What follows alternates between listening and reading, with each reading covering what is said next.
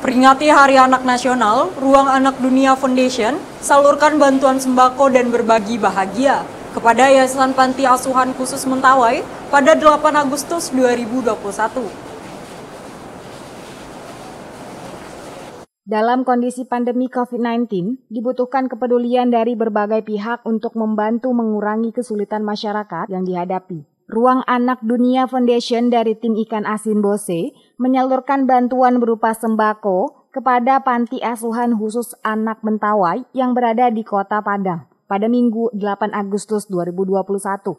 Kegiatan ini juga dalam rangka memperingati Hari Anak Nasional pada 23 Juli 2021 lalu dan sebagai bentuk perhatian dan kepedulian berbagi di tengah pandemi. Ketua Ruandu Foundation, Wanda Leksmana juga mengatakan, bantuan ini ditujukan kepada Yayasan Panti Asuhan Khusus Mentawai yang bertujuan untuk berbagi di tengah pandemi. Ia juga menyampaikan bantuan ini berasal dari para pembeli ikan asin yang juga turut menyisihkan penghasilannya. Ide tersebut didapat karena banyaknya pesanan ikan asin yang datang. Ia melanjutkan total dana terkumpul yaitu Rp2.500.000 yang dikonversikan ke dalam bentuk sembako berupa beras, mie instan, minyak goreng, gula, teh, kopi, telur, ikan segar, juga ikan asin Bose. Dan selain itu pihaknya juga memberikan permainan berupa ular tangga raksasa sebagai alat permainan edukatif. Ia menyebut kegiatan ini tak hanya bagi sembako, tetapi juga untuk membantu anak di sini mendapatkan hak anak, yaitu hak untuk mendapatkan identitas. Salman yang merupakan salah satu anak di panti asuhan mengatakan sangat berterima kasih atas kunjungan dari tim. Ia juga berharap kedepannya menjadi lebih baik dan berguna untuk masyarakat. Kenalkan, nama saya Salman Sakayegi. Kelas 3 SMK, SMK Teknologi Plus Padang, Jalan Belanti Indah nomor 5 Padang. Asli orang Mentawai, seluruh selatan, Desa Mototonan. Tantangannya berada di Panti Asuhan Mentawai, yaitu bagaimana caranya kita menjadi orang yang bisa menjadi andalan bagi adik-adik di sini, terutama kita seorang senior. Jadi menjadi panutan bagi adik-adik anak baru di sini, menjadi andalan gitu, menjadi untuk mengayomi adik-adik supaya lebih baik ke depannya. Mengayomi dalam bentuk bagaimana cara mengajarkan adik-adik untuk belajar mengenai tentang agama, karena rata-rata ada di sini banyak mualaf. Bagaimana cara mengaji baik, sholatnya baik, badan sholatnya fase gitu, dan menerapkan tata aturan dan tata krama di sini. Oke, gimana kesannya? Kesannya sangat berterima kasih banyak kepada kakak dan abang-abang, terutama bisa hadir di sini karena tidak semua orang bisa. Jadi kesannya sangat memotivasi, sangat bisa diandalkan dan sangat bisa diterapkan dalam kehidupan sehari-hari. Bahwasanya perlindungan anak itu penting dan hak-hak anak itu wajib disalurkan kepada anak-anak tersebut. Jadi kami sebagai dari Panti Asuhan Mentawai mengucapkan terima kasih banyak kepada kakak dan abang-abang yang telah hadir dalam kunjungan hari ini. Harapan kedepannya yaitu menjadi lebih baik, itu menjadi andalan bagi masyarakat, terutama khususnya orang Mentawai. Ketua Yayasan Panti Asuhan Khusus Anak Mentawai, Cornelius mengatakan sangat bersyukur karena telah berkunjung dan ini juga merupakan bentuk silaturahim serta memberikan motivasi.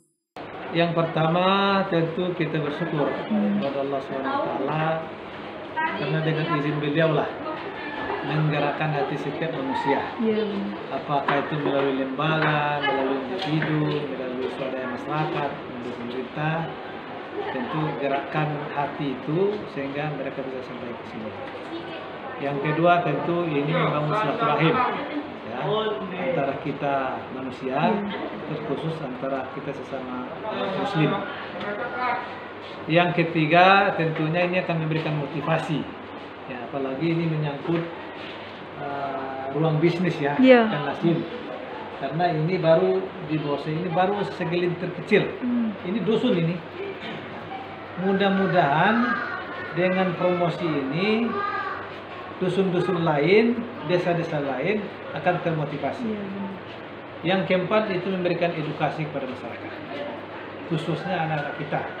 Salah satunya permainan ular tangga tadi ya. Iya, yang juga ada motivasinya juga. Ya, motivasinya, ada edukasi, ada motivasinya di sana. Kalau dia merokok, akibatnya gimana? Iya. Itu terganggu kesehatan, ya kan? Kalau dia malas belajar, tentu tidak naik kelas. Itulah kira-kira antara lain, ya. Pertama tentu selalu bertakwa pada Allah SWT, karena tanpa iman itu ibarat kapal tanpa Nakodanya. nakoda. Benar-benar. Kemudian tentu ini yang kedua, tentu peningkatan SDM, sumber daya manusia. Jadi antara iman, ketakwaan pada Allah SWT dengan ilmu pengetahuan terpadu, dia inilah menjadi way of life kita. Kalau saat ini sampai hari ini 87 orang. 87 orang. 87 orang itu kan terdiri dari anak-anak SD, ada yang baru masuk dan ada yang mau naik kelas sampai tingkat perguruan tinggi. Perempuan, laki-laki itu semua. Ya, digabung. Jadi insya Allah mudah-mudahan memang rencana kita sebagai pengurus, kalau Allah mengizinkan ada rezeki, ini memang rencana kita harus dipisah. Iya, benar. Jadi perempuan di sini, laki-laki mungkin di tempat lain, lokasi lain. Tapi ini kan kita perlu anggaran juga kan, persiapan lahan, tanah gitu kan. Karena memang sini asrama ini kan sudah crowded sebenarnya, sudah over capacity, ya. Karena ruang belajar di sini kan harus ada, ya kan, ruang makan harus ada. Ini Masih kan sangat terbatas sekali ya, Pak. sangat terbatas sekali. Jadi yang jelas alhamdulillah lah berjalan dengan baik lah. Ya tentu pertama harapan kita anak-anak dengan mereka dibina di sini, tentu sumber daya mereka lebih meningkat, lebih berkualitas. Karena di sini kan sudah ada pembauran. Kami dari Mentawai dibawa dari kampung-kampung sana jauh, Sampai sekarang dibawa di Kota Padang, berbaur dengan orang-orang kita di sini. Iya, benar. Ada anak-anak Batu Sangkar, anak Pariaman, anak Bukit Tinggi, anak dari Jawa, dari Jambi, dan macam berbaur. Dan pembauran itu kan akan memberi sebuah ilmu pengetahuan, akan memberi sebuah kontribusi besar bagi pembentukan watak anak. Yang pertama sekali tentunya tingkatkan keimanan, ketakwaan. Kami kebanyakan kan mualaf, karena mualaf orang tuanya kan masih non-muslim.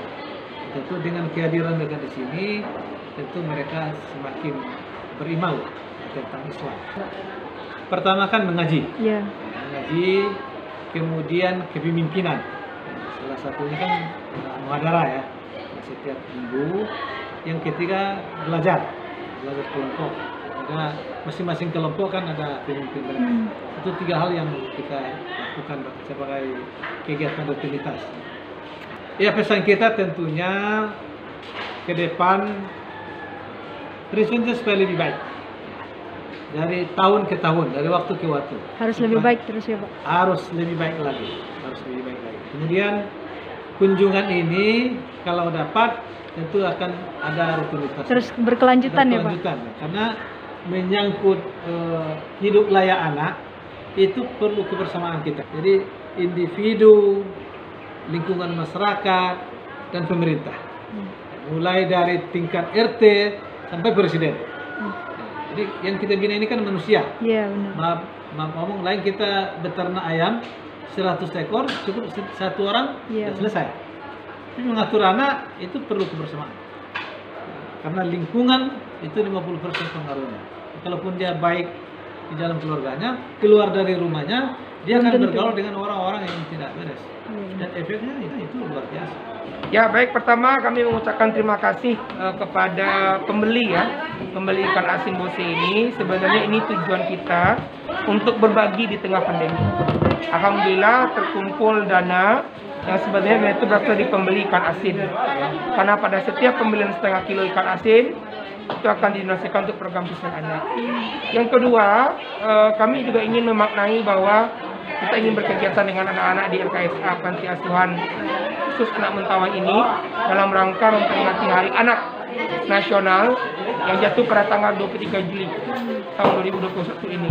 Alhamdulillah ini sembako yang kita berikan, dan kami juga berharap nanti beberapa hak anak lainnya juga terpenuhi, seperti hak anak untuk mendapatkan identitas juga ada di panti asuhan ini.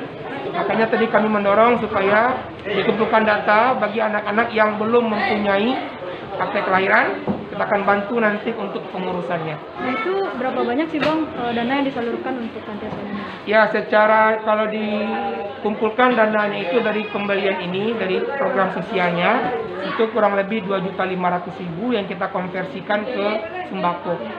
Itu boleh tahu apa aja bentuk sembakonya gitu Bang yang diberikan? Ya, kalau untuk sembakonya ada 100 kg beras, ada gula, ada minyak, ada teh, juga ada 5 kg ikan asin, bose, lalu juga ada ikan segar, juga ada beberapa kebutuhan pokok seperti telur.